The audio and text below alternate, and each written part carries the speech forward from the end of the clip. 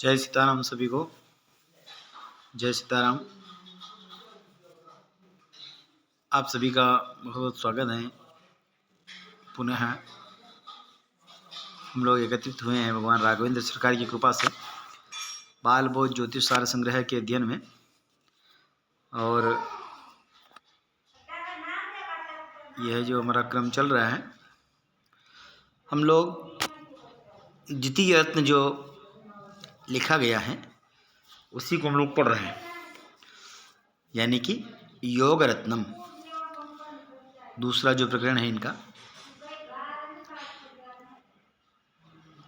योग हम लोग पढ़ते हुए आनंद आदि जो योग हैं जो पंचांग में लिखे होते हैं उनको पढ़ते हुए द्वांशादि योग में वर्ज्य घटी, फिर उसमें जो अशुभ योग हैं उत्पाद मुद्गर वज्र द्वांश इत्यादि, उनकी जो द्वांशे वज्रे मुद्गरे चेषु पाड्यो वेदानाड्य पद्मलुम्बे है ना। द्वांश वज्र मुद्गर की 5 घटी वर्जनीय हैं और वेदा नाड्यो 4 नाड़ी पद्मलुम्ब की वर्जित है। गदे अश्वाहा गद नाम के योग की 7 घटी वर्जित है। धूम्रे काणे मूषले भूर द्वयन द्वे, तो धूम्र की भू 1, काण की 2 और मूषल की 2 घड़ी वर्जित हैं। फिर रक्षो मृत्युत्पाद कालश्च सर्वे, राक्षस मृत्यु उत्पाद और काल नाम के योग की योग पूरा ही सर्वम वर्जित, ये पूरा ही जो दिवस है या पूरा योग है वह वर्जनीय है। इतना पढ़े थे। फिर त्रिपुष्कर योग हम लोग पढ़े थे। त्रिपुष्कर योग भद्रातिथि रविजभूत नैयार्क वारे द्विषार्यमाचरणादि तिथिवन्य विश्वे वर्णाद्युतिवन्य विश्वे त्रैपुष्करो भवति मृत्यु विनाश वृद्धौ त्रैगुण्यदो त्रिगुणकृत वसुतक्ष चांदे।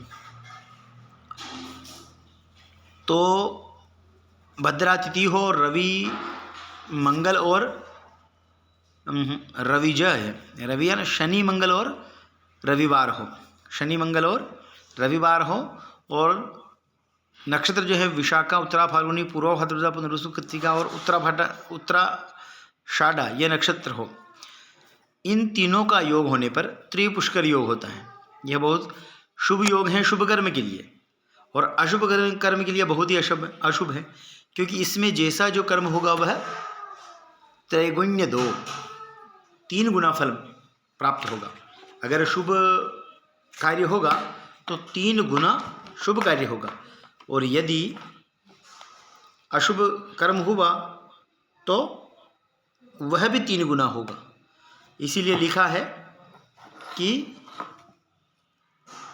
मृत्यु विनाश वृद्धौ त्रैगुण्य 2, मृत्यु विनाश और वृद्धि ये तीनों जो है वह 3 गुना होगी। क्या हो गया भाई? हाँ ठीक है। तो यह हम लोग पढ़े थे। फिर त्रैपुष्करो भवति मृत्यु विनाश वृद्धो त्रैगुण्य 2 और द्विगुणकृत वसुतक्ष चांदे। फिर इनके नीचे द्विगुण यानी द्विपुष्कर योग भी बता दिया है। द्विपुष्कर योग कैसे होगा? तो धनिष्ठा चित्रा मृगशिरा, धनिष्ठा चित्रा मृगशिरा नक्षत्र हो और शनि मंगल रविवार हो और भद्रातिथि हो, तो इस योग को द्विपुष्कर योग कहा गया है। वहाँ 3 गुना फल मिलेगा और यहाँ 2 गुना फल मिलेगा। तो यह जब आप किसी को व्यवसाय संबंधी कार्य करने में अगर ऐसा मुहूर्त देते हैं तो वह उत्तरोत्तर वृद्धि करता है। ठीक है। और मान लो उस समय मृत्यु इत्यादि होती है किसी व्यक्ति की इस योग में, या किसी का मकान जो मकान तोड़ के जीर्णोद्धार के लिए करते हैं ना, मकान तोड़ करके नया बनाते हैं, अगर वो इन योग में होता है तो 3 बार टूटता है 2 बार टूटता है, ऐसा समझना चाहिए। हर कर्म का मतलब है इसको वहाँ रख करके फिर अपने को समझना चाहिए। प्रत्येक कर्म जो है वो 3 वृत्ति 2 वृत्ति होती है। ठीक है। अब जो अगला श्लोक हम लोग पढ़ रहे हैं वह है कि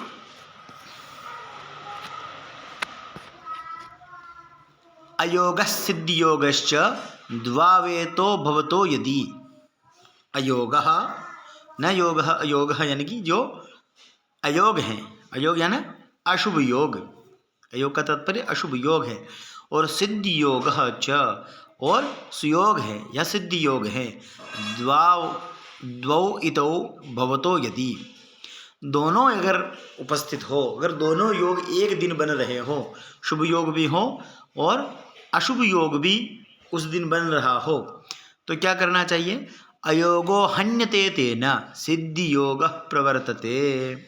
अयोगो हन्यते तेन, जो अयोग को दूर करके, अयोग को, जो शुभ योग है सिद्ध योग, व अयोग को दूर करके सिद्धि योग प्रवर्तते, सिद्धि योग स्वयं वहाँ उपस्थित हो जाता है।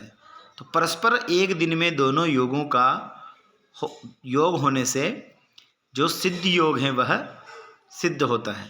इसीलिए आप देखे होंगे जब पढ़े थे कि दो अशुभ अवस्थाओं से मिलकर सिद्ध योग बनता है। आप जब नोटिस करेंगे, ये विचारने का विषय है। मैं आपसे अपेक्षा रखता हूं कि आप उस लेवल के प्रश्न करें, पर आपके प्रश्न जो है वो उस लेवल के हैं नहीं। जिस लेवल के आप जो पढ़ रहे हैं उस लेवल के प्रश्न हैं नहीं। प्रश्न होने चाहिए थे कि जब सिद्धि योग बना तो शुभों में शुभ बना। सिद्धि योग पढ़े थे ना, रवि मंगल नंदा तिथि इत्यादि जो अशुभ शुभ योग पढ़े थे। शनो पूर्णाच मृत्युदा, ये मृत्यु योग हैं। और फिर शनो रिक्ता च सिद्धिदा, और शनि और रिक्ता तिथि दोनों अशुभ है ना। जब शनि अशुभ वारों में गिना गया है, मंगल शनि और रवि, और चतुर्थी जो तिथि है वह भी अशुभ तिथियों में गिनी गई है।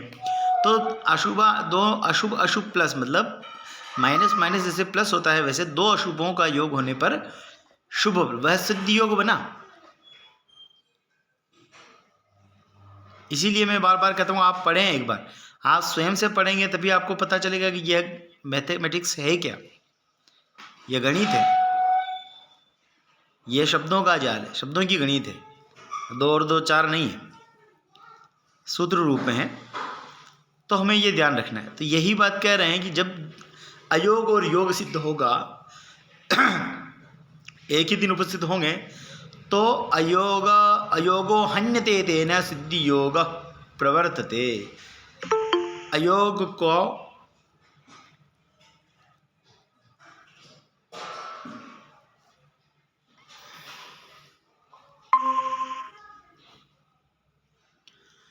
अयोग जो है वह स्वतः हट जाएगा और उस दिन सिद्धि योग प्रवर्तते।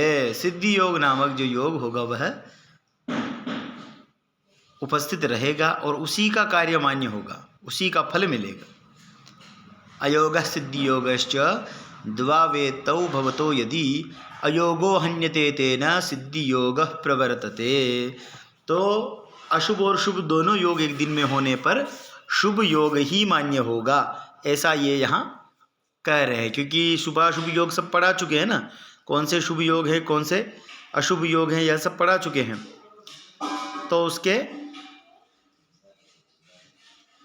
आगे में कह रहे हैं ये 4 देखिए, ठीक है।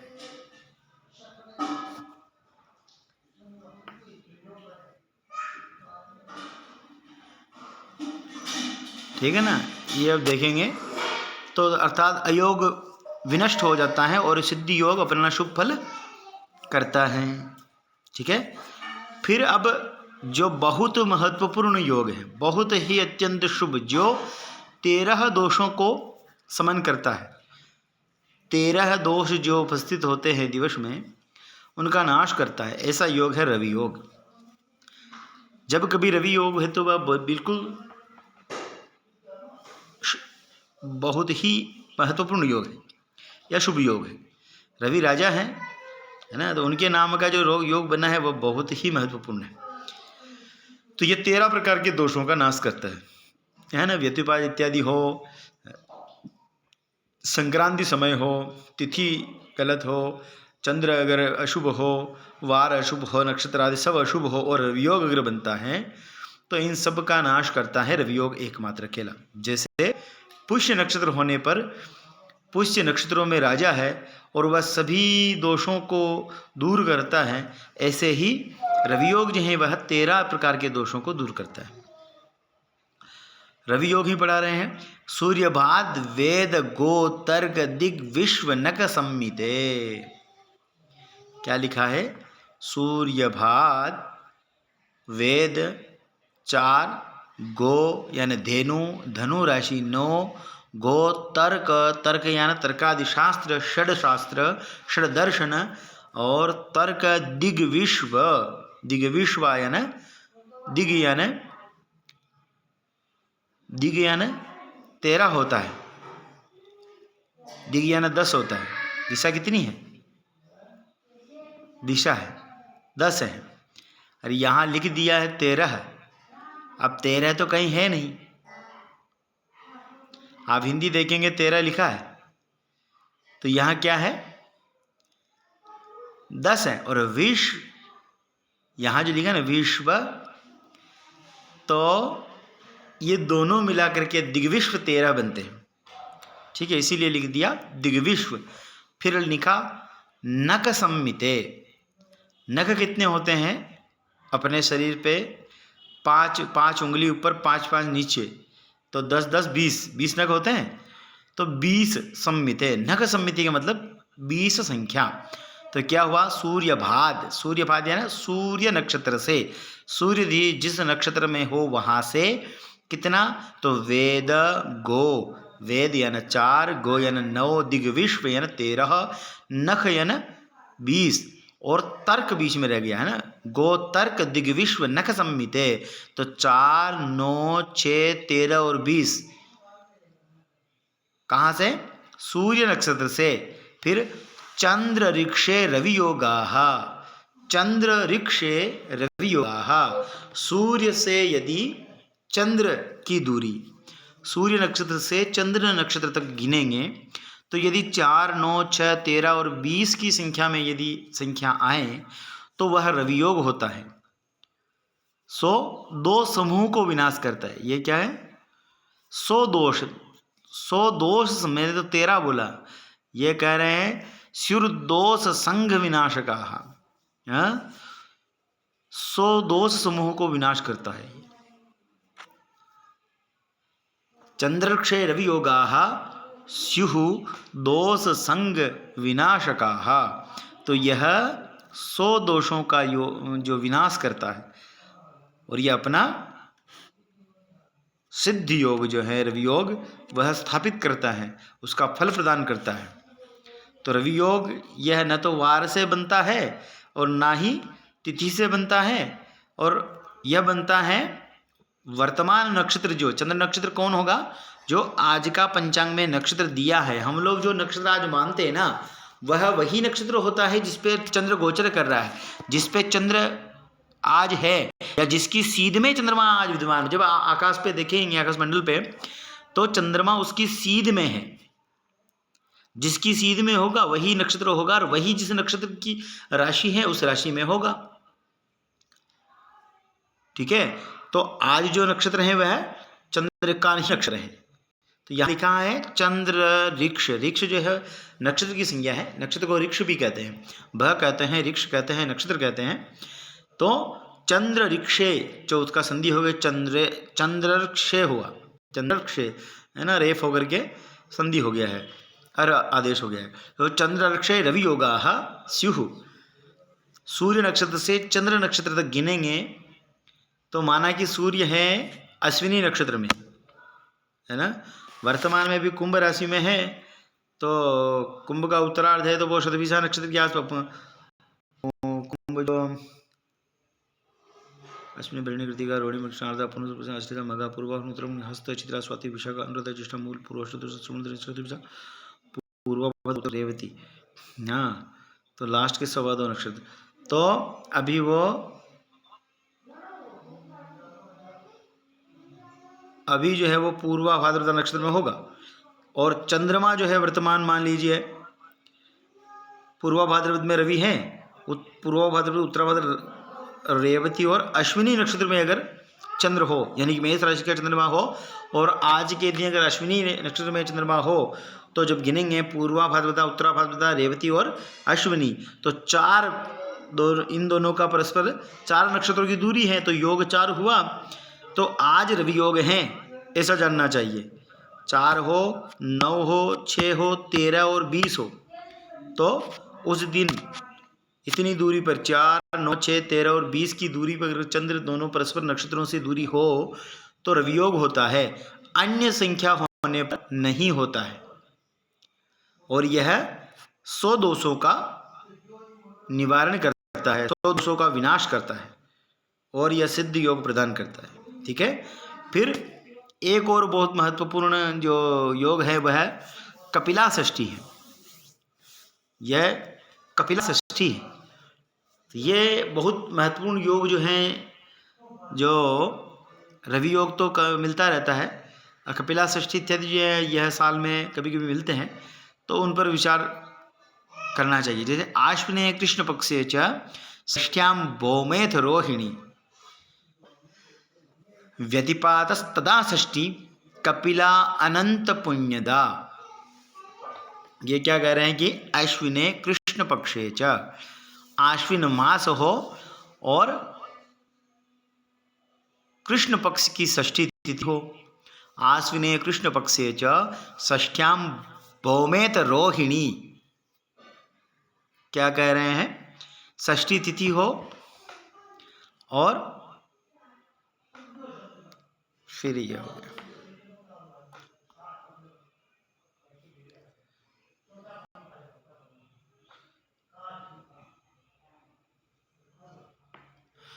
कपिला षष्ठी का कि आश्विन मास कृष्ण पक्ष की षष्ठी तिथि हो और मंगलवार रोहिणी नक्षत्र और व्यतिपात योग, ये सब एक साथ हो तो कपिला षष्ठी होती है।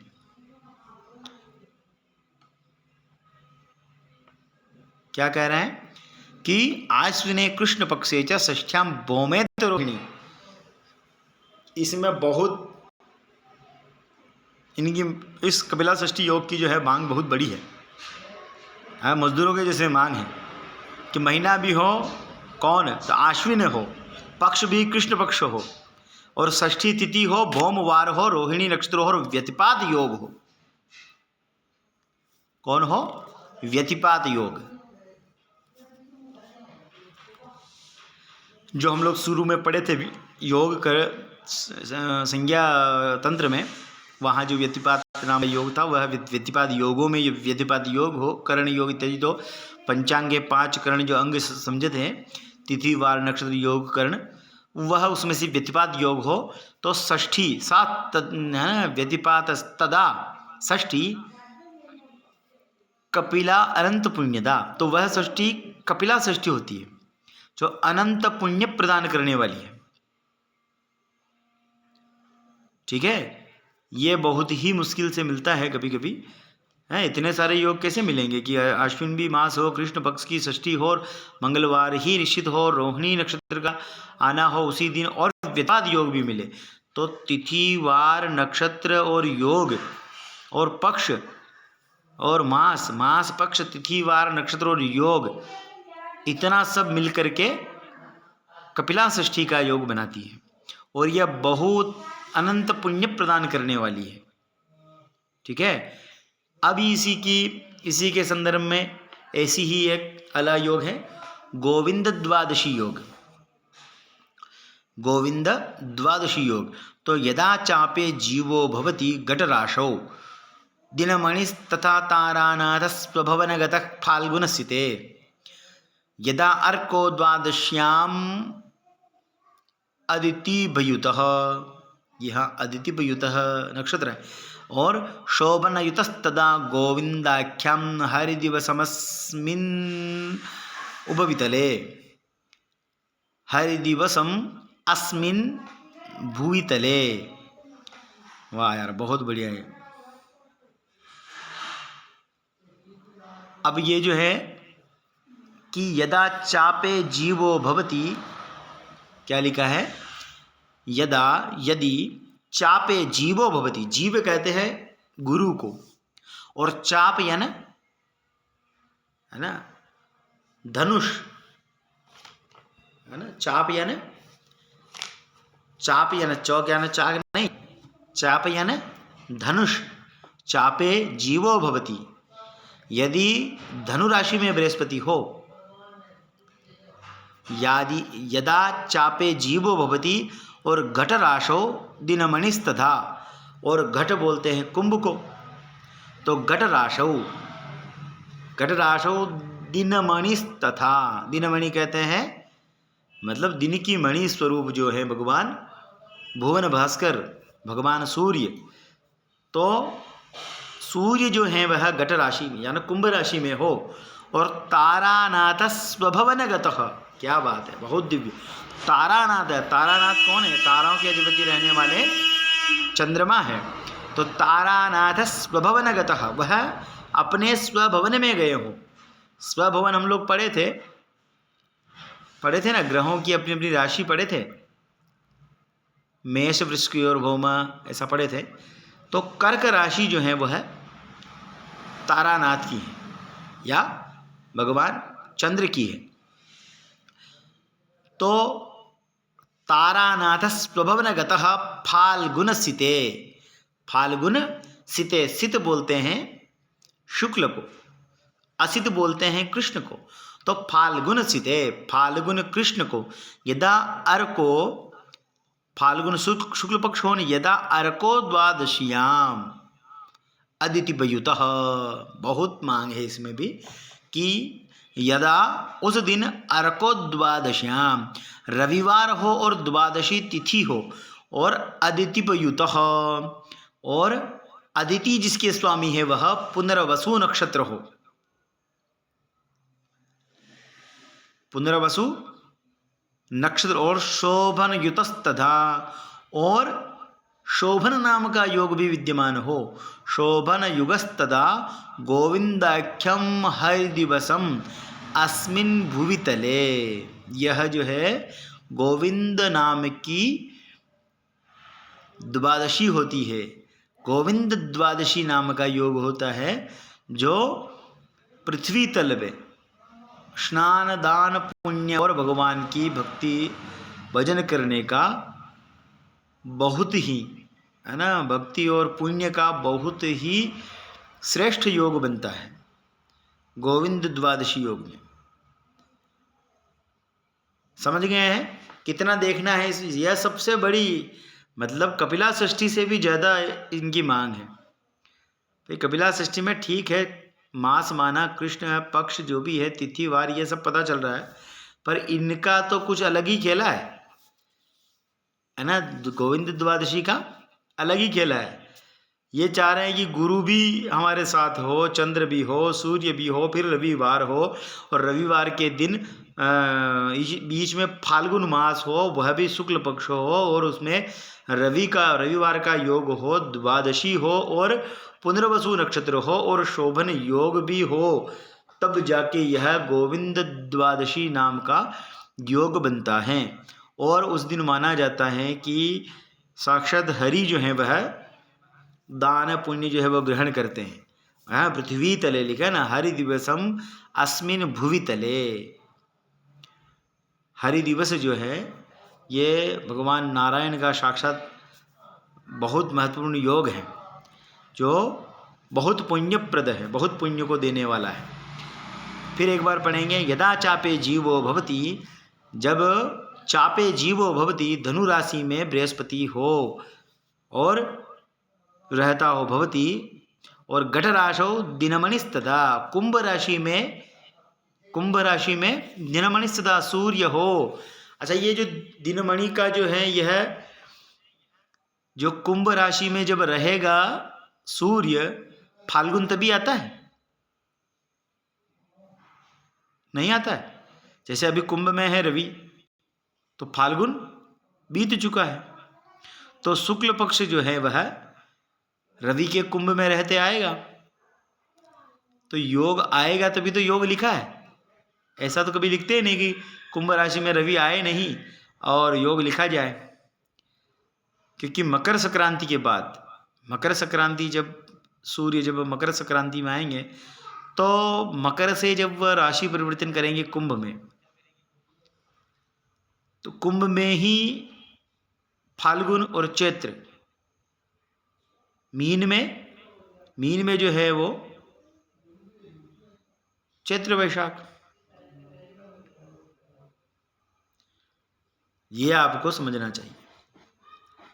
ठीक है। और तो दिनमणिस्तथा और तारानाथ स्वभवन गतः, तारानाथ तो एक बार महीने में अपने स्वभवन में आएंगे ही, क्योंकि वो तो पूरे एक महीने में पूरी राशि चक्र का एक बार चक्कर लगा लेते हैं, एक महीने में पूरे राशि चक्र का चक्कर लगा लेते हैं, तो हर महीने में हर राशि में आ जाते हैं। पर द्वादशी में ही वो कर्क राशि में हो, ऐसा मानना। और उस दिन ये सब मिल जाए, पर पुनर्वसु नक्षत्र भी हो, हाँ, फाल्गुन स्थित है और फाल्गुन हो, शुक्ल पक्ष हो, फिर यदा अर्कः द्वादश्याम, रविवार हो और द्वादशी हो और अदितियुतः, और रविवार द्वादशी के दिन अदितियुतः पुनर्वसु नक्षत्र से युक्त हो और शोभन युतस्तदा, और उसमें शोभन योग भी दिन स्थित हो, तो गोविंदाख्यम हरि दिवसम अस्मिन भुवितले, तो वह द्वादशी जो है फाल्गुन शुक्ल द्वादशी, वह गोविंद द्वादशी नाम से जानी जाती है और उसी का नाम गोविंद द्वादशी योग होता है, जो बहुत ही पुण्यप्रद है। ठीक है। अब फिर आपको पुष्कर योग पढ़ा रहे हैं। आपने त्रिपुष्कर योग पढ़ा, द्विपुष्कर योग पढ़ा, अब केवल पुष्कर योग, जो जहाँ की मान्यता है कि वह पुष्कर क्षेत्र में उसकी बहुत ही मान्यता है। पुष्कर क्षेत्र में, पुष्कर क्षेत्र कौन है, तो पुष्कर के आसपास का जो क्षेत्र है वो हर जगह प्रचलित है। व्याकरण में भी पौष्कर सादेरिति वाच्यम करके एक वार्तिक बनाया है वार्तिककार ने, वररुचि जी ने, तो वहाँ पुष्कर का अलग ही जो विद्वान हुए हैं उनके हिसाब से कुछ भाषा थी, और वहाँ जो प्रथा बोलीचाली में थी उसका भी उन्होंने उल्लेख किया है कि यहाँ ऐसा पुष्कर की क्षेत्र के वासियों के हिसाब से ये अलग आदेश होगा। ऐसे ही यह जो है पुष्कर योग हैं जो पुष्कर क्षेत्र में विशेष मान्य है। विशाखास्तो यदा भानु कृतिका सूच चंद्रमाः, क्या हो, विशाखास्तो, विशाखा नक्षत्र में सूर्य हो, सूर्य जो है वह विशाखा नक्षत्र में गोचर कर रहा हो, और कृतिका सूच चंद्रमाः, और कृतिका नक्षत्र में चंद्रमा हो, कृतिका नक्षत्र में चंद्रमा हो, संयोग पुष्करो नाम पुष्करेषु अति दुर्लभः। आई है बात कि संयोग पुष्करो नाम, इन दोनों का जो संयोग बनेगा कि सूर्य अगर विशाखा नक्षत्र में हो और उसी समय चंद्र कृतिका नक्षत्र में आ जाए, कृतिका सूच चंद्रमा, तो कृतिका नक्षत्र में अगर चंद्रमा गोचर करें तो इन दोनों का संयोग जो है वह पुष्कर नाम से जाना जाता है, और पुष्करेषु अति दुर्लभ, और पुष्कर में इसे दुर्लभ योग माना जाता है, अत्यंत दुर्लभ योग। पुष्करेतु अति दुर्लभ, पुष्करेषु अति दुर्लभ, पुष्कर में, पुष्कर विशाल पुष्कर क्षेत्र में इसको बहुत ही महत्वपूर्ण या अत्यंत परम दुर्लभ योग माना जाता है। किस लिए माना जाता है, तो पुष्कर स्नान के लिए। अच्छा, वो पुष्कर स्नान के लिए प्रसिद्ध है ना, क्योंकि वह तो तीर्थराज है, पुष्कर जो है वह तीर्थराज हैं, तो स्नान, दान, तर्पण और पिंड प्रदान इत्यादि जो कर्म हैं वहाँ के, उसके लिए यह महत्वपूर्ण योग माना जाता है। कब, जब सूर्य विशाखा में हो और उसी समय विशाखा में गोचर करे सूर्य, और उसी समय चंद्र गोचर हो, चंद्र का गोचर हो कृतिका नक्षत्र में, तो यह पुष्कर नाम का योग जाना जाता है। ठीक है। यह दान पुण्य के लिए जो योग है यह अत्यंत महत्वपूर्ण है। ठीक है। अब जो आगे पढ़ रहे हैं वह, अब हम लोग जो पढ़ेंगे वह वारुणी योग है। श्लोक एक बार देख लेते हैं। वारुणेन समायुक्ता मधौ कृष्ण त्रयोदशी, है ना। वारुणेन समायुक्ता मधौ कृष्ण त्रयोदशी गंगायाम यदि लभ्येत सूर्य ग्रह शतै समा। बहुत बढ़िया। कि वारुणेन समायुक्ता मघौ कृष्ण त्रयोदशी और गंगायाम यदि लभ्येत सूर्य ग्रह शतै समा। वारुणेन जो नक्षत्र है उनका योग जो है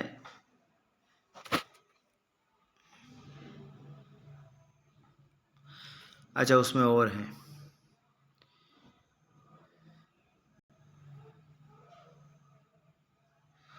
हाँ जो वारुणेन जो लिखा है वहाँ कि वारुणेन समायुक्ता मधु, मधु जो तो ये तो मधुमास है, मधु यह उसकी सप्तमी है, मधु मधु सप्तमी।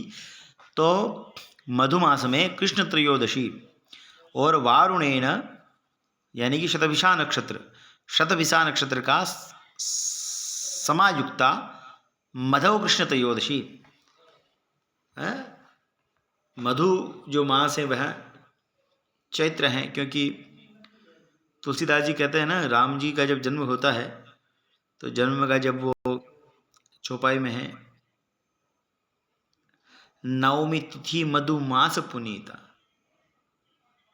जो रामनवमी आती है तो वो बताए ना नवमी तिथि मधु मास पुनीता। तो यहाँ भी जो है वारुणेन समायुक्ता और शतभिषा नक्षत्र के जो स्वामी है वह वरुण है, इसीलिए वारुणेन समायुक्ता मधौ कृष्ण त्रयोदशी और गंगायाम यदि लभ्येत सूर्य ग्रह शतै समाः। तो यह लिखा है कि चैत्र त्रयोदशी के दिन अगर शतभिषा नक्षत्र हो तो गंगायाम यदि लभ्येत, अगर गंगा स्नान किया जाए, गंगा तर्पण दान स्नान इत्यादि अगर किया जाए तो सूर्य ग्रह शतैः समा। तो सूर्य ग्रहण के 100 सूर्य ग्रहण के समान फल मिलता है। जो ग्रहण काल में हम लोग पुण्य स्नान तीर्थ स्नान इत्यादि करते हैं, तर्पणादि कर्म, जो 100 सूर्य ग्रहण में किया गया फल एक वारुणी योग में फल मिलता है, ऐसा कह रहे हैं कि वारुणेन समायुक्ता मधव कृष्ण त्रयोदशी और गंगायाम यदि लभ्येत सूर्य ग्रह शतैः समा। तो वारुण योग कैसे बनेगा? शतभिषा नक्षत्र हो और चैत्र कृष्ण त्रयोदशी तिथि हो, इस पर यह भी पुण्यप्रद, यह बहुत पुण्य प्रदान करने वाला वारुण योग है। और गंगा का स्नान अगर मिले, गंगायाम यदि लभ्येत सूर्य ग्रह शतैः समा, तो 100 सूर्य ग्रहण काल में जो फल मिलता है पुण्य का, गंगा स्नान का, वह फल एक ही दिन वारुण योग में मिल जाता है, ऐसा कह रहे हैं। अब जो हम लोग पढ़ेंगे इसी में जैसे महावारुण योग हैं,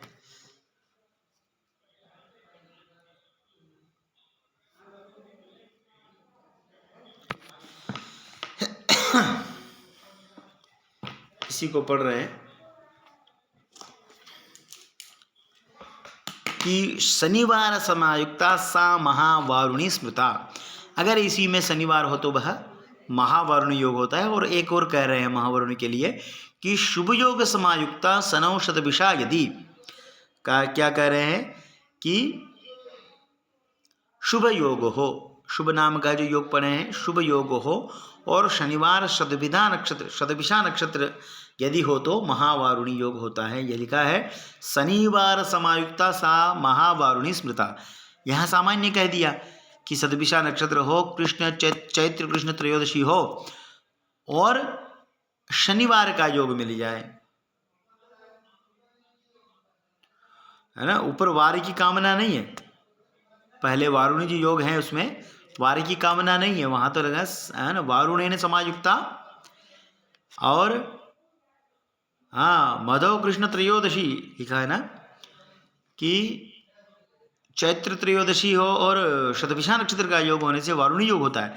फिर कहा शनिवार समायुक्ता सा महावारुणी स्मृता, और यदि शनिवार का योग हो जाए तो वह महावारुणी हो जाता है। फिर कह रहे हैं कि शुभ योग समायुक्ता शनौ शतभिषा यदि और महामहेद विख्याता त्रिकोटि कुल मुद्धरेत।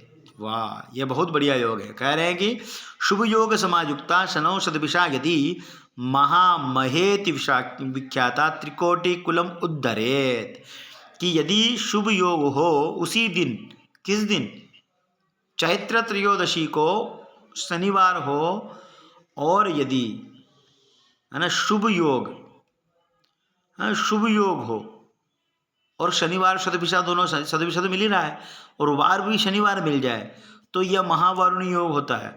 और 3 करोड़ कुल को उद्धार करने वाला यह योग है।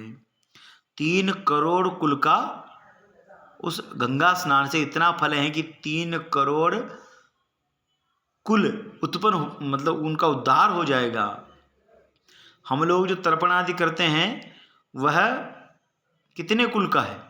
सप्तकुल तक हम नहीं पहुंच पाते हैं, दादा परदादा तक जाते हैं, पिता पितृ पितामह प्रपितामहा करते हैं ना तर्पण आदि। जब पितृ पितामह प्रपितामहा नाम, नांदी मुखा नाम, जो नांदी श्राद्ध करते हैं वो वही श्राद्ध हैं। वो जो है, जो हम लोग नांदी श्राद्ध करते हैं वो बिगर पिंड का, बिना पिंड का जो श्राद्ध हैं, तर्पण आदि कर्म का, तर्पण का, वो सपिंडीकरण का, सपिंड का अलग हैं, बहुत सारे श्राद्ध हैं। तो 3 कुलों को करते हैं, एक मामा का अपना, और जैसे पिता के ननिहाल का भी ले सकते हैं।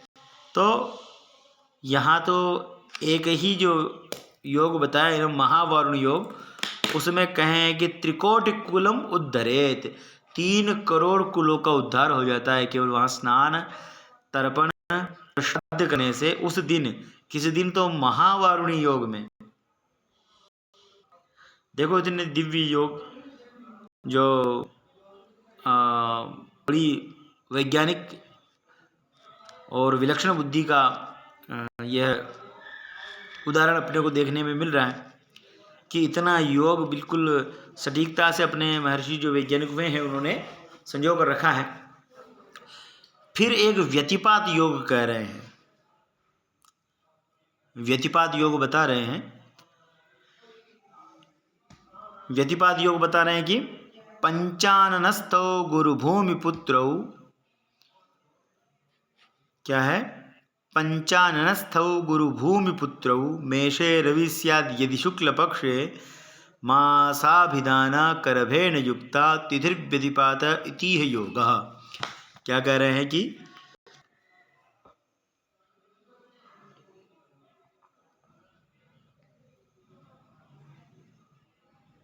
अब देखिएगा, पंचाननस्थौ गुरुभूमिपुत्रौ मेषे रवि स्याद् यदि शुक्लपक्षे मासाभिधाना करभेण युक्ता तिथिर्व्यतिपात इतिह योगः। तो सिंह राशि पर बृहस्पति हो और पंचाननस्थौ गुरुभूमिपुत्रौ, गुरु हो और भूमिपुत्र मंगल भी हो, और मेषे रवि स्यात्, और मेष राशि में रवि हो, यदि शुक्ल पक्षे, कब हो, यदि शुक्ल पक्ष हो, किसका, तो हमने अभी पिछली बार ही बोला था कि अगर सूर्य मेष में होगा तो वैशाख और ज्येष्ठ होगा, तो वैशाख मास हो तथा वैशाख मास हो तथा तिथि द्वादशी हो तो व्यतिपात नामक योग जानना चाहिए। मासाभिधाना करभेण युक्ता तिथिर्व्यतिपात इतिह, यह शब्द है। तो सिंह राशि पर बृहस्पति हो और मंगल भी सिंह राशि पर हो, और मेष राशि में सूर्य हो, और शुक्ल, वैशाख शुक्ल द्वादशी तिथि हो, तो व्यतिपात योग होता है। इसमें वार की कामना नहीं है, इसमें क्या है, वार नहीं है। यहाँ जो है वो गेम, वो जो है किसका है, ग्रहों के राशियों का योग है। तो जब आप देखेंगे 13 मास में, एक वर्ष में तो आता नहीं है ये, तो 13 वर्ष लगते हैं, उससे ऊपर लगेंगे, क्योंकि 13 महीने एक राशि गोचर करते हैं गुरु, मोटा मोटी 1 वर्ष तो 12 वर्ष 13 वर्ष में पुनः ये एक राशि में वापस आते हैं। सिंह के सिंह में वापस आते आते इनको 12 साल लगेंगे, तभी तो सिंहस्थ 12 साल में होता है। सिंहस्थ का तात्पर्य यही है कि गुरु जब सिंह राशि में आएंगे और जब वह सूर्य के नवांश में आएंगे तो सिंहस्थ होगा उज्जैन में। यह सब प्रक्रिया आपको बताएंगे कि नवांश क्या है, नवांश कब होता है, जब आप धीरे से आगे धीरे धीरे पढ़ेंगे। अभी जो है वो पंचाननस्थ गुरुभूमि पुत्रौ मेषे रवि स्यात् यदि शुक्ल पक्षे। तो गुरु और मंगल सिंह राशि में हो, मेष राशि में सूर्य हो और मासाभिधान करभेण युक्त और वैशाख शुक्ल द्वादशी तिथि हो तो व्यतिपात इति इह, व्यतिपात नाम का योग होता है और जानना चाहिए। ठीक है, व्यतिपात योग वैसे अशुभों की गिनती में आता है। फिर आगे देखें, युगादि तिथियां हैं। ये क्या है? युगादि तिथियां। इन जो तिथियां दी हैं इनमें जितने युग, युग कितने हैं? 4 युग हैं, है ना? कृत, त्रेता, द्वापर और कली, ये 4 युग हैं। और इन्हीं की जो प्रारंभ तिथि है कि वो कलयुग की स्थिति से प्रारंभ हुआ, सतयुग कहाँ से हुआ, त्रेता कहाँ से हुआ, द्वापर कहाँ से होगा, वही युगादि तिथियां मानी जाती हैं। ठीक है, तो वैशाखे च तृतीया च नवमी कार्तिके सिता। कहीं कहीं यहाँ से नहीं होगा, देखो उल्टा हो गया ना सब काम, एक झटके में चला गया।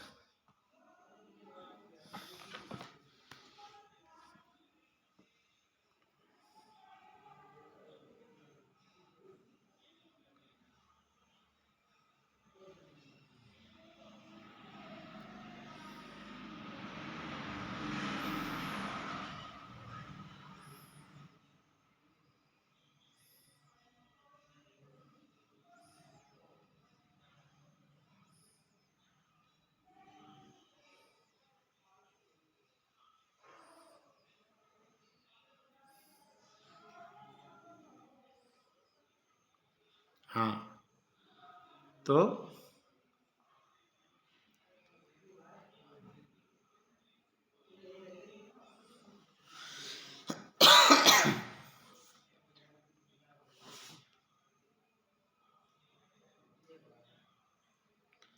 युगादि तृतीया वैशाखे तृतीया च नवमी कार्तिके सीता। क्या लेगा? वैशाख शुक्ल की तृतीया, सीता शब्द शुक्ल पक्ष के लिए, तो दोनों में तो वैशाखे च तृतीया सीता, नवमी कार्तिके सीता, दोनों शुक्ल पक्ष हैं। ठीक है, तो वैशाखे च तृतीया सीता च नवमी कार्तिके सीता, तो वैशाख शुक्ल तृतीया और कार्तिक शुक्ल नवमी, त्रयोदशी भाद्रपदे मागे, त्रयोदशी भाद्रपदे मागे दर्शो युगादयः। और क्या लिखा है? त्रयोदशी भाद्रपदे। फिर नीचे क्या है? सीता लिख दिया है, यानी कि पहले जो तिथियां एक लाइन में जो लिया उसमें सीता यानी शुक्ल पक्ष लिख दिया है, तो यहाँ कुछ नहीं लिखा है। तो कृष्ण समझना चाहिए, 2 पक्ष हैं। तो प्रवृत्ति निवृत्ति का जो विषय है कि जो शास्त्र है प्रवृत्ति निवृत्ति से चलते हैं कि जहाँ प्रवृत्ति वो उस प्रवृत्ति को माना, जहाँ कुछ नहीं है वहाँ निवृत्ति को मानना चाहिए। ठीक है, तो त्रयोदशी भाद्रपदे, तो भाद्रपदे कृष्ण त्रयोदशी मागे दर्शो युगादयः। और माघ दर्श यानी अमावस्या, ये पहले पढ़ चुके थे ना जब संज्ञाएं हुई थी कि दर्श अमावस्याम कथ्यते, कि दर्श को, अमावस्या को दर्श कहते हैं। तो माघे दर्शो युगादयः, तो दर्श कहाँ आती है? कृष्ण पक्ष की तिथि है अमावस्या।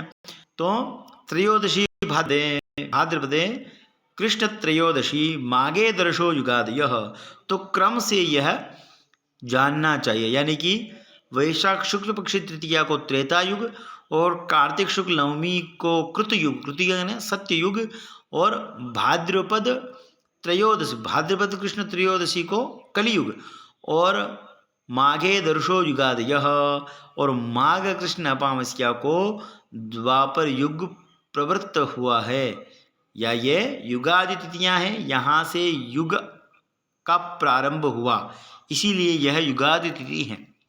जिस दिन युग का प्रारंभ हुआ वह तिथि कौन है? तो वैशाख शुक्ल तृतीया और कार्तिक शुक्ल नवमी और भाद्रपद कृष्ण त्रयोदशी और माघ कृष्ण अमावस्या, यह त्रेता, कृत, कली और द्वापर क्रम से इन योगों की युगादि तिथियां हैं। ठीक है, समझ में आ गया? अब आज इतना ही। और यहाँ हमारा जो है यह तंत्र, द्वितीय तंत्र जो योग तंत्र हम लोग पढ़ रहे थे वह प्रायः यहाँ उसका विश्राम है, और यहीं से अब हम लोग आगे तीसरा जो तंत्र है वह पढ़ेंगे। मुहूर्त प्रकरण में हम लोग अब आए हैं। अब जो जानने का विषय है ये तो आप देख के चल जाएगा, देख के भी आप परिचय कर पाएंगे। अब जो है मुहूर्त निकालना, मुहूर्त पढ़ना, तिथि योग नक्षत्र मिला करके इसी को मुहूर्त देना, फिर इन सब योगों को पढ़ना कि ये योग है नहीं उस दिन, कि सिद्धि योग बन रहा है, कि असिद्धि योग बन रहा है, मृत्यु योग बन रहा है, कौन सा योग बन रहा है। उत्पात आदि जो 4 योग पढ़े हैं, उत्पात, काल, मृत्यु और सिद्धि योग, उनमें से कोई है नहीं, है ना। तो शुभाशुभ योगों का निर्णय करके फिर मुहूर्त प्रदान करना। तो मुहूर्त जब आप पढ़ेंगे, जब आप इसमें वास्तु प्रक्रिया में आएंगे तो उसमें से बहुत सारे ऐसे वास्तु का प्रकरण भी आप पढ़ेंगे। ठीक है।